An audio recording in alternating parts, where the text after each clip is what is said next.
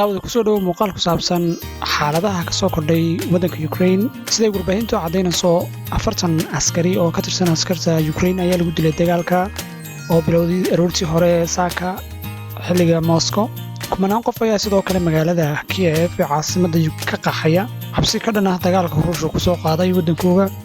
sidoo kale waddanka Poland ayaa diyaarinaya meelo lagu hayn doono dadka qaxootiga ee ka soo carara dagaalka Ukraine iyo Russia dadkaas waxay ka iman doonaan siday cadeeyeen waddanka Ukraine oo dagaalka lagu soo qaaday ama weerarka lagu soo qaaday madaxweynaha Ukraine ayaa dadka la hadlay isagoo sheegay inay guryaha joogaan isla markaana aanay furin meheradaha daruuriga aan ahayn sida kuwa cuntada iibinaya oo kale iyo kuwa dawooyinku inay furnaadaan isla markaana u adeegaan shacabka sidoo kale waxyaabaha kale soo kordhay waxaa ka mid ah shucuubta waddanka Ukraine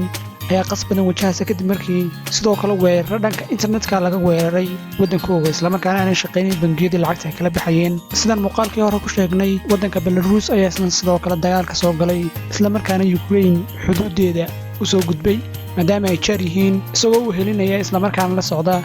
gawaarida gaashaaman ee waddanka Ruushka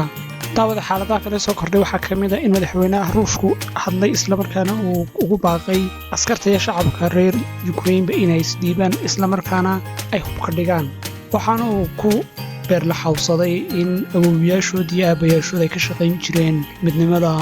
midowga Sovieti iyo sidoo kalena isla markaana ay nacbaan jireen xukunka Naaziga sida awgeed ay dhigaan hubka isla markaana ay isdhiibaan sidoo kale Ruushku waxa uu xiray hawada waddanka Ukraine ayaa uu dhamaantii xiray oo uu la wareegay ma jirto diyaarad dul mari karta waddanka Ruushka iyo sidoo kale Ukraine ba dhamaantood hawada labada waddan Ruushka ayaa dhamaantood wada xiray sidoo kale daawada waxa hadda shir jiray qabanaya gudoomiyaha ururka NATO isla markaana waxa uu tilmaamay in xubin ka mid ah xubnaha ururka ama saaxiibada NATO hadii la soo weeraro in iyaguna ay dagaalka galayaan balse sidoo kale Mareykanku waxa uu ka cagajidaya in uu dagaalkaas toos u geliyo ciidamadiisa maadaama ciidamo isagu uu leeyahay uu joogaan si hoos ahaana isla markaana aanay badnayn waana gaarin ilaa 5,000 oo askari ah balse waxa lagu tilmaamay in 2,000 ilaa 3,000 askari mar raba Mareykanku in uu dagaal toos ula galo Russia